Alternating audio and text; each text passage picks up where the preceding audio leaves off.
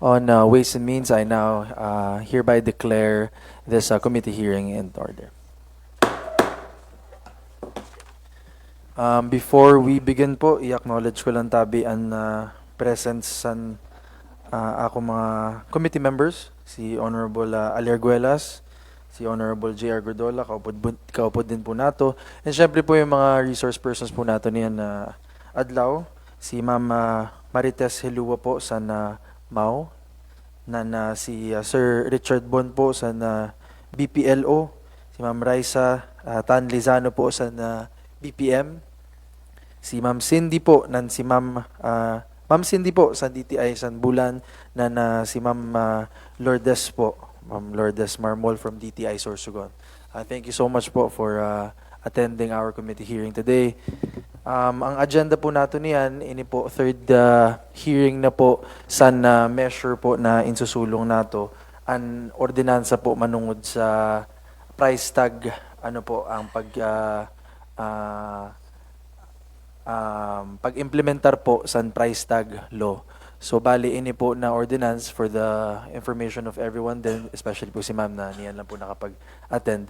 Ang purpose po nito ay para po kaya napapansin po nato na despite the existence of the price tag law that requires all business establishments to put up price tags that are visible to the purchasing public, daghanon pa rin po dito sa tubong to ang dili nakakapag-comply. So the SB po thought na it would be best kung makahimo po kita sa legal framework that could help implementing po an ato the said national law. So na-discuss naman po ang key points sa ordinansa po na ini. Na-providean man po kamo sa copies po sa mga amendments. So in our previous committee hearing po, we were given the opportunity by DTI Sorsogon to shed some light on their suggestions po. Ang mga amendments po na provide din naman po dide, na-mention din po ni ma'am na this is already, Sorsogon City po, their council also implemented or enacted a similar ordinance. So with regard to the implementation, naghatag po san kopya si ma'am, thank you so much po, san ordinance po, san city. So, nilift po nato ang naging sistema po nila na, bali ansad to po kasi ang ordinance po naka-design na kita po ang ma-enforce. Ibig sabihin, kita po ang magsa-cite san mga violations po, san mga dili po nakakapag-implement o nakakapag-sunod po san batas. Saniyan po, ang magiging sistema po, bali magkakamayon po kita sa council na maupuan magre-report sa DTI Sorsogon na sila po ang mag-enforce na po. Kasi po sa batas, sila naman din po talaga ang mandated to enforce the law. Tama po, ma'am, ha?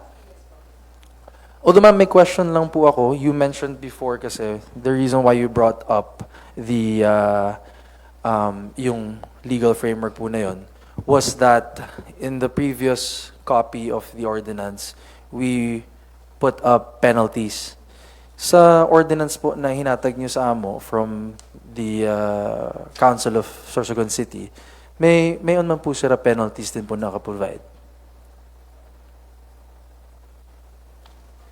Hello po. So, good morning everyone from DTI Sorsogon po. Morning po. That's Mr. Chair. Actually, yung Section 8 nga po nitong ordinance, proposed ordinance, and yung ordinance na shinare din po natin from DTI, it was passed po 2023 pa. So, hindi po kasi ako yung So, I did not attend yung committee hearing doon po. Pero, I've also asked po sa regional office kung ano po yung pwede naming masuggest. Pero kasi po, it's very clear nga po doon sa batas, like nabanggit mo po kanina, na it's the DTI who has the authority po to enforce by penalties at the same time po para sa mga non-compliant firms.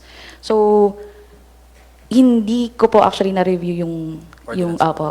last Okay. But are you of the same position, Tabi, na we should still completely remove the penalty provisions and stick to the proposed ano po na system na kami na lang po ang ma-report sa DTI Sorsogon? For me po, Mr. Chair, and ano na din po ako, nag-ask din po ako sa regional office, maybe it's better po na ang monitoring will be done by the LGU and then you will propose po ano yung mga firms, yung targeted firms na non-compliant, and then we will have our enforcement activity po sa Bulan, sa Municipality of Bulan. And kasi po kung maglalagay tayo dito ng penalty, for your consideration po, nakalagay po kasi dito na must be paid within 3 days from receipt of notice of violation. For sharing with you po our procedure, once na we issue notice of violation sa isang tindahan, we give them 48 hours to explain. So they will appear po sa harap ng ating provincial director and then will explain ano nangyari po with regards to their non-compliance. And after that po, saka po the PD will evaluate po kung mag-proceed po sa formal charge yung notice of violation or they will be given time to comply. So may follow-up investigation po tayo after that. So kasi baka po masyadong ano po itong 3 days if we will include Masyadong harsh. Opo. If we are aiming po na mag-comply sila. Masyado atang ano po ito na 3 days agad-agad. So yung basis din po nito. Opo. Mr. Chair. Yes, Honorable Alerguelas. Thank you. To me, Mr. Chair, parang very harsh naman talaga ang mag-impose ka ng penalty. Considering na unscope po si DINA ordinance, it covers all the business establishments, including small sari-sari stores, pati po sa mga barangay. Kasi diri po wala po kita wala po kita sing classification like small, medium, or large mga establishments. Generally, it covers all the business establishments. So kung i-strictohan tayo Harsh talaga. Very harsh din lalo na sa mga saragday po na mga businesses. Mr. Chair, Tabi. Hold on, Tabi. Actually, yung original version naman, Tabi, is an ordinance. Very lenient yung penalties naman. But then after the recommendation of DTI Sorsogon, I lifted the penal provisions provided by the ordinance po San SB San Sorsogon City for consideration. But since mao nga po ang sabi ni Ma'am nasa DTI Sorsogon, Tabi, ihalion na lang, Tabi, ang penal provisions kay iyaan naman ang national law. So ang magiging trabaho po sa LGU ay close monitoring po with DTI Sorsogon and reporting system. And as regards to your comment po regarding, syempre, we were also discussing before na kung nakay unscope, Tabi, kung nakay included talaga yung tiro. Yung national law man talaga, small or big, ano talaga siya, sakop talaga siya. We are not trying to be harsh on our business establishments, but we are also just trying to protect the public. Kasi po, di ba, ang istorya nga po sa ato, pag nasa relance ka, pag nagtatagalog ka, mas halangkaw ang presyo. So, we're trying to avoid that and make sure na transparent po, present po, na hindi po nagpabago-bago ang mga presyo. So, Honorable J.R. Godola. Sabi ko. I-acknowledge ko lang din, Tabi, ang presence po sa isa pa nato na committee member, si Honorable Recto Valeriano. Tabi. Thank you, Mr. Chair, Tabi. Honorable J.R. Godola. Thank you po, Mr. Chair. So, correct me po if I'm wrong, ma'am, from DTI. Tama po ba ito na ang munisipyo po ang ma-monitor, tapos pag ma-implement, pag may na-find out ang munisipyo na papatawan na po first offense ngayon. So, munisipyo po ang mapataw, tama po. Diri na po kaupod ang DTI o maupod pa po ang DTI. Sa penalty po. Okay. So, tatanggalon to na po pala ng penalty. Sorry, I'm sorry. So, mama lang tayo, Mr. Chair, ito hapot ko. So, since halyon tapuan penalties, with the recommendation of Councilor Aler, Apo. So, wala na po ini ng mga penalties. Mao. So ang magiging framework in place for the implementation of the ordinance, magkakamarion kita sa monitoring council. So Okay. yung monitoring council will be in charge of monitoring, citing violators, ma-report po kita sa DTI. So, Sila po ang mandated by law By law. to, Opo. to enforce. So, ang Mr. Chair, again, so, ang ibig mo po sabihon, halyon tang penalties, pag may ansin na imod kita na diri nagsusunod na store, ma-report kita ma-report kita sa DTI, ay Yes. ang DTI na tabi Ang ang bahala mag-enforce. mag-enforcing kung anong dapat na penalties tabi. Opo. Okay, thank you. Kasi na-mention din po ni Madam, hindi naman din kasi always available ang DTI makapag-monitor sa province-wide. Kaya supposedly, ang ordinance po nito is designed to actually provide po assistance sa DTI para po sa pag-implementar sa batas. Yes, ma'am. Sitwasyon, siyempre maano kita sa ma-create kita sin price monitoring team. Yes, Opo. Indicated Naka-create po. na kita. Diri po. Pero naka-indicate man po sa ordinance na mahimo kita sin Meron na po, di ba meron na tayong Ma'am, ikaw po, kay awat ka na po sa LGU. So, kung ikaw po Grabe ka nakapunod, naman, mayon na po kita ba na existing na Price Monitoring Council po sa LGU? Mayon na po. Okay, first time ko tabi niyan mag-attend. This is my first time. Dire po, I mean, di ba, mas nauna ka po sa amo sa LGU, didi sa munisipyo. So, anapot ko po, kung mayon na po kita existing. Mao nga ni tabi yung napot ko kay sabi ko ba Okay. kanina kung naka-create na sin price monitoring team about this. ano po. Alam ko po, meron po tayong existing price Coordinating council. Price Coordinating coordinating council po. council. Pero part of their role po is yung to monitor Yes. prices. So, correct me if I'm wrong ha, alam ko po, established na naman siya. So, this ordinance will only reiterate yung mandate po na kaipuan mo po talaga sila na mag-report sa DTI with regard to this topic. Anyway, Mr. Chair. Yes, tabi. Thank you. Anyway, magiging parte man po sa trabaho ini sa BPLO, di ba po? So, kung, di ba nagmo-monitor ka mo tabi? Kumbaga additional task na lang saya sa amo. Pero diri man anggad siguro kagubatan kasi nag-iikot talaga ang BPLO, tama? So, pag ikot na ra, in-check na lang, in-check talaga nila dito pag nag-iikot po ang BPLO and mga business permits, intero na permits na mandato dapat na i-comply sa store owner, tama po. So, kaupod na po ini na sa price tag. So, dili man po ini kagubatan tabi. Kumbaga diri man additional task lang siya. Usual kasi pag nagmo-monitor talaga kami, inimod na mo ay kung nanoon mali sa sarap na tindahan. So since kaupod ang BPLO dito sa sabi niyo na ma-monitor. Additional task na lang siya. Kumbaga pag monitor kasi kaupod sa mga timbangan, kami pa na nagka-calibrate. So aramon man namo kay kung piraan income sa saro kadlaw. So ibubutang na lang sabi ko nga ni last meeting, idadagdag na lang siya sa remarks dito sa remarks namo kung magbutang siya sa price tag or dire para at least mas madali namo mo-monitor. Kumbaga sa trabaho niya naman po, may checklist ka mo sa mga kung may compliant po. po sila. Opo. So, idadagdag na lang sa... Idadagdag na lang namo. Okay. Okay. So, mga tabi. Si Mr. ma'am Chair. also, sige po. With regard to Section 7, the Bulan Municipal Price Monitoring Council, wala man hindi pagkabutang ang composition sa ordinance natin.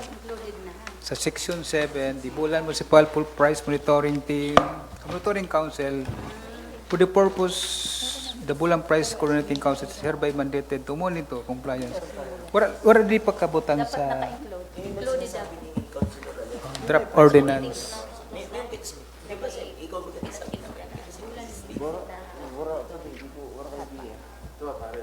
Let's check. Dapat naka-specified siya dito sa ordinance kung sino ang ano. 2020 pa kayo iniyalik ko. Municipal Price Coordinating Council.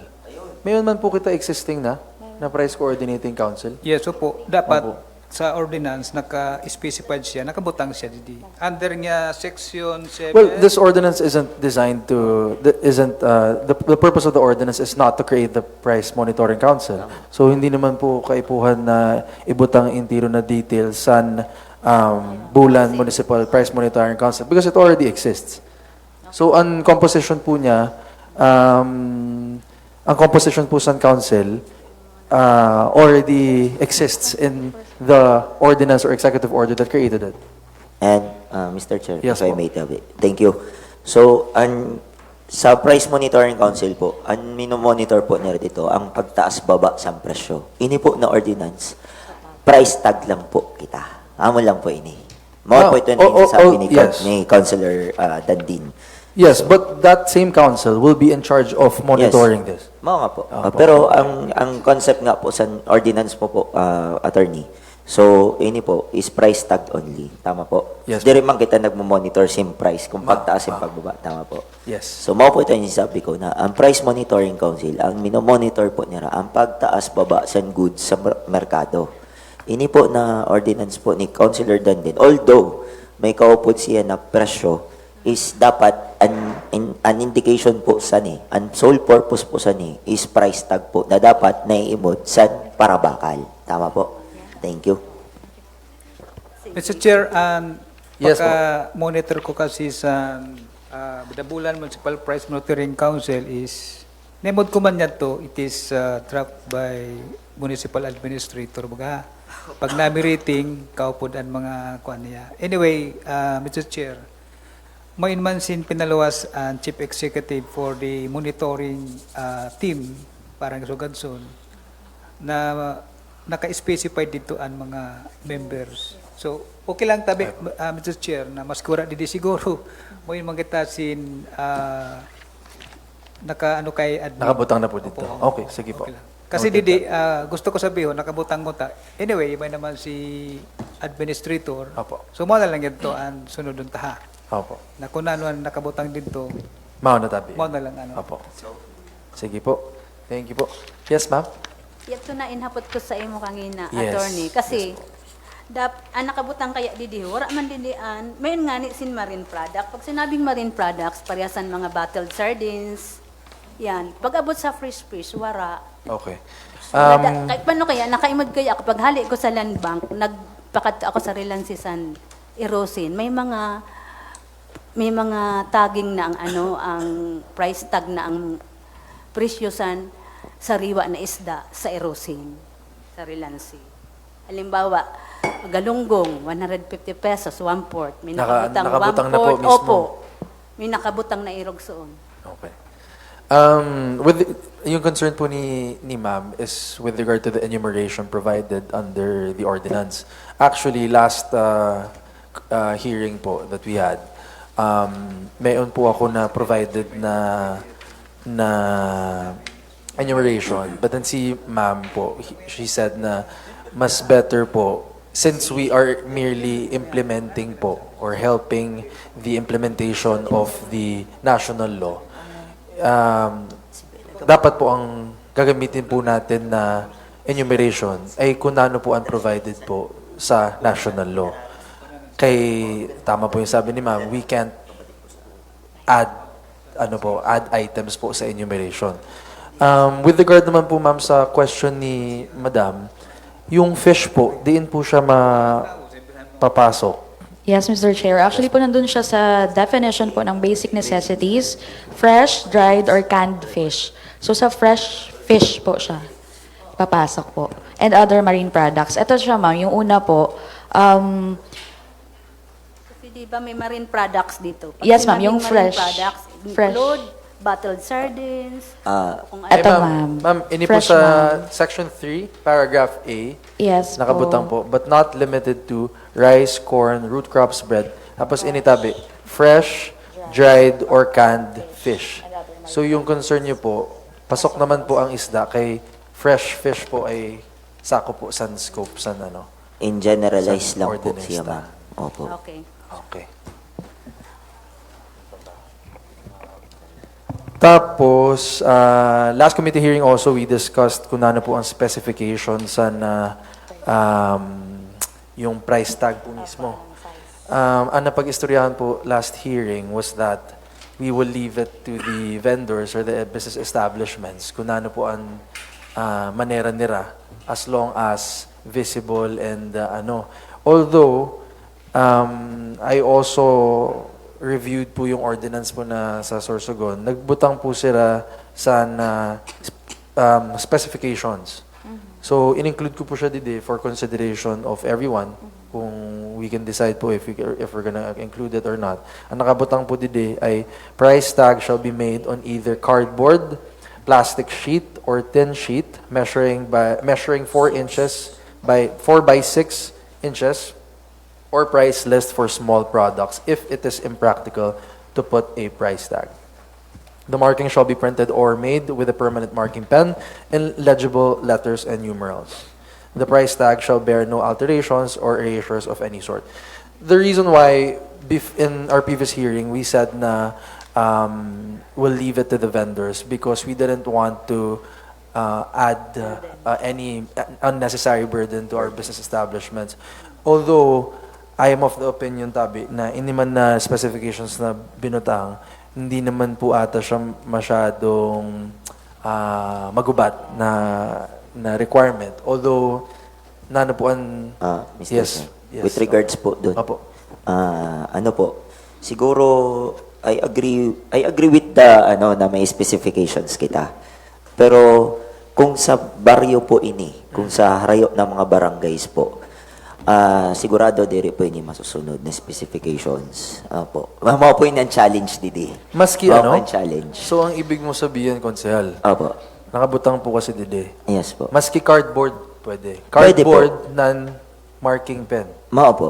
Yun po, masusunod po yun, Mr. Chair, sa harayo na baryo. Lalo na sa saragdangay na tindahan. Yun na, yun na may permanent marker, tapos may cardboard po. Na, tama ang sabi ni Sir Bon, san nakaagi, diskarte san tindahan. Pero, ang importante, mayon siya sin price tag. Visible man po, mao po. Pero kung may papasunod kita na specifications na para sa na 6 by 4 or 4 by 6, sigurado dire po ini masusunod sa saragdangay na tindahan. Mr. Chair. Yes, Honorable Apo, Alerguelas. thank you. Apo, tungkol lang po si... Excuse me. Si Ate Tess. Nano po na-observe mo dito po sa Erosin, dito sa public Erosin, market? may May naka-standard po ba? Opo. Standardized May naka- ano na po siya? Halimbawa, yadan isda, may nakabutang doon na Ang price tag na naka-triangle, yan. naka-irog sa Halimbawa ngaya, lawlaw, Oo. 20 pesos per kilo. Paano po siya? Standardized nakabitay po ba? Nakabutang lang Nakabutang siya, sa yan, stall yan, mismo.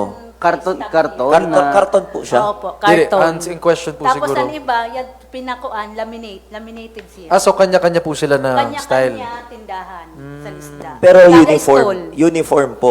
As in, kung pares niya sa Diri nino. po uniform. Diri siya uniform. Opo. Kanya-kanya diskarte. Kanya-kanya, basta may price May tag. price- basta ang may kada price presyo sa tag. isda. Okay. Ma'am, how about yung size po? Kanya-kanya din po? Ay, May mga kanya-kanya dako? lang. May mga... Kanya-kanya.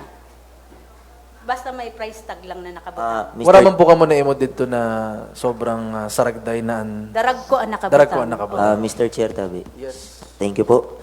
Siguro kung gusto ta po maging uniform tapos masunod ang specifications po, maybe the LGU can provide. Mao naisip ko ang LGU mag-provide sin price tag na may seal sa LGU tapos may nakabutang na pangalan Kaso sa ang problem naman Yan nga dyan, po.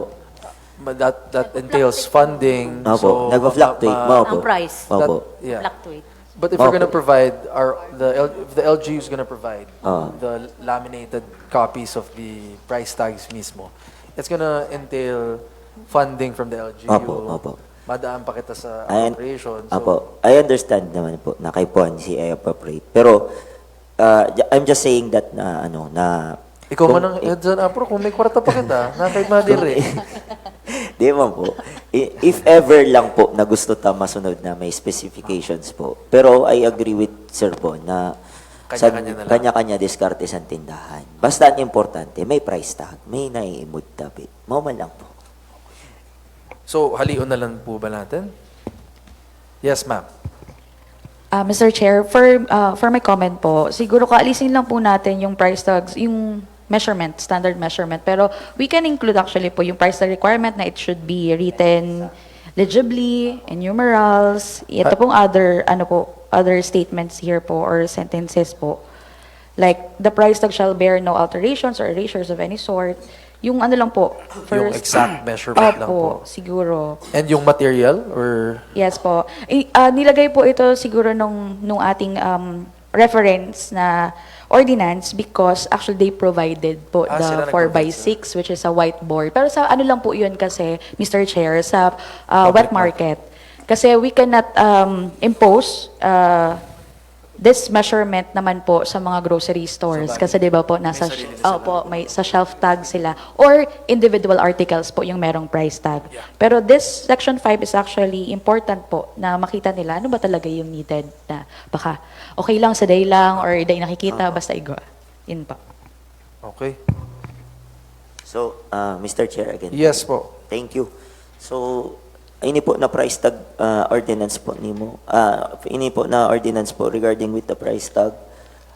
Diri po dito included ang mga like cement, mga paint, mga ganun. Kaupod po sa Actually, sakop Okay. siya sa scope. Although may na-raise si ma'am Apo. last hearing na naman tabi ang law regarding yung warehouse, ano naman po? sa warehouse.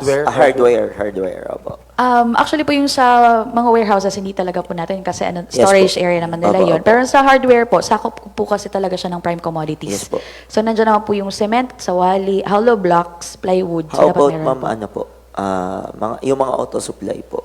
Auto supply wala po, sir. Wala po dito. Pero lahat ng articles, actually sa ordinance kasi po Yes yung po. tinutukoy natin is basic necessities and prime prime Yes commodities. po, ma'am po. But all products for sale ay Okay. covered po ng price tag law. Okay. Okay po. Thank you, That's madam. why po yung reference natin yung sa Sorsogon City, covered lahat po. Opo. Pero specific sa public market. Opo. Okay, ma'am. Mr. Chair, Yes, Honorable Recto just for the Valeriano. concern of our offense, first offense and second. Halion na po ang Haliw na section po yun. 8. Haliw na po Haliw yun. na po ang Haliw na penalty. yun. Kasi andito ay na po ang mapataw sin tamang So, parusa. i-disregard na natin. Yes po. Kaya sa national law, ang DTI naman po talaga ang na-delegatean sa authority to enforce the law. So we would not want to interfere with their mandate. Yes po.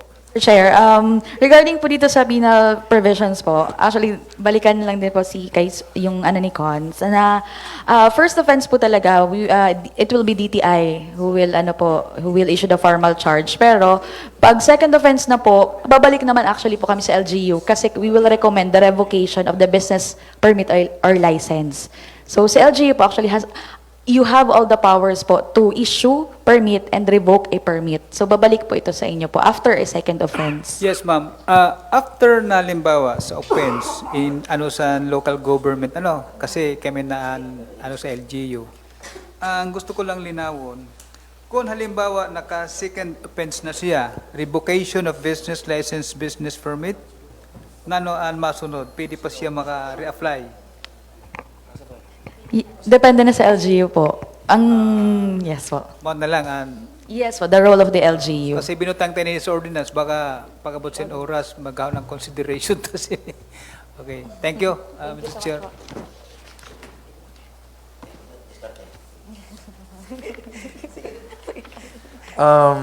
Thank you po.